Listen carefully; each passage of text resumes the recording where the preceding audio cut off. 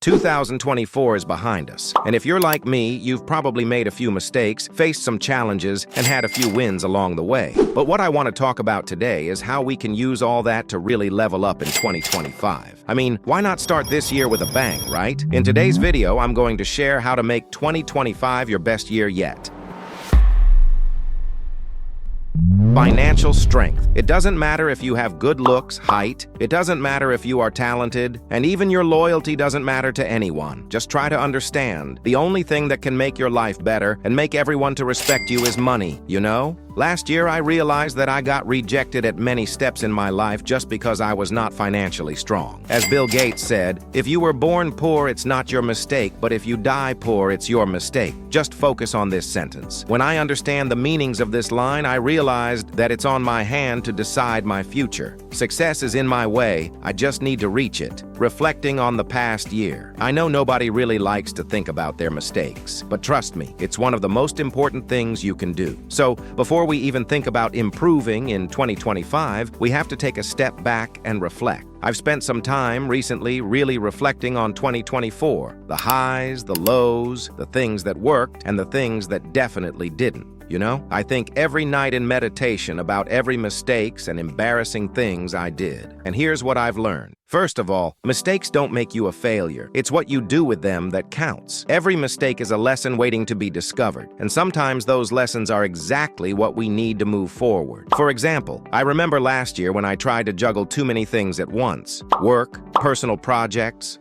social events, you name it, and I burned out. Like full on, no energy to do anything. At the time, I thought I was just failing at adulting, but looking back now, I realized that was my body and mind telling me, hey, you need balance. So that mistake was actually a blessing in disguise. I learned that I need to prioritize self-care, boundaries, and really give myself permission to say no sometimes. That was a big lesson, and I'm so glad I learned it.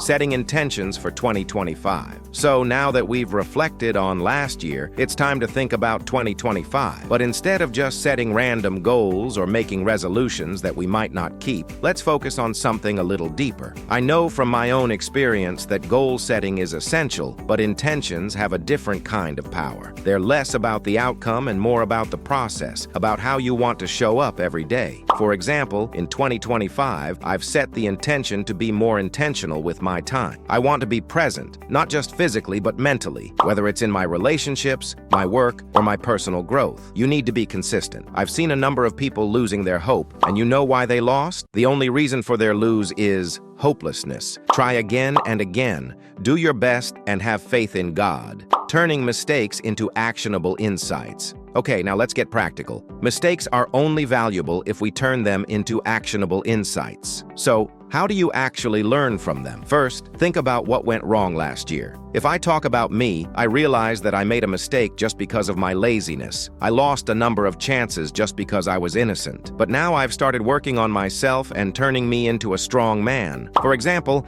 I used to feel that I couldn't take a break or rest until everything was perfect. But 2024 taught me that perfection is a myth. Sometimes what's important is progress, not perfection. So, my actionable takeaway was to stop overthinking things and just move forward with what I have in the moment. I also got better at forgiving myself when things didn't go according to plan. To help you with this, I recommend keeping a mistakes journal. Write down your mistakes, what went wrong, but then, this is the key, write down what you learned from it and how you can apply that lesson moving forward. You'll be amazed at how much clarity it brings. It's like turning negative experiences into a roadmap for success. Cultivating new habits and mindsets. One of the biggest ways to improve in 2025 is to cultivate new habits and mindsets. I realized last year that my mindset was a huge factor in how successful I felt, regardless of what I accomplished. If I thought I wasn't enough or that things were out of my control, I was always stuck. But when I shifted my mindset to one of possibility, everything changed. So how do we do this? It's all about practicing daily habits that keep us in a positive and growth-oriented mindset. For example, example, starting my day with a quick meditation or journaling has helped me stay grounded and focused. I've also adopted a fail-forward mentality, meaning when I make mistakes, I don't let them define me. I use them to keep pushing ahead. Just the other day, I failed at something I was really excited about. I could have easily gotten discouraged, but instead, I took a deep breath, reflected on what happened, and used it as fuel to try again. That's how growth happens. It's not about being perfect, it's about being consistent, learning from each experience, and taking small steps forward every day.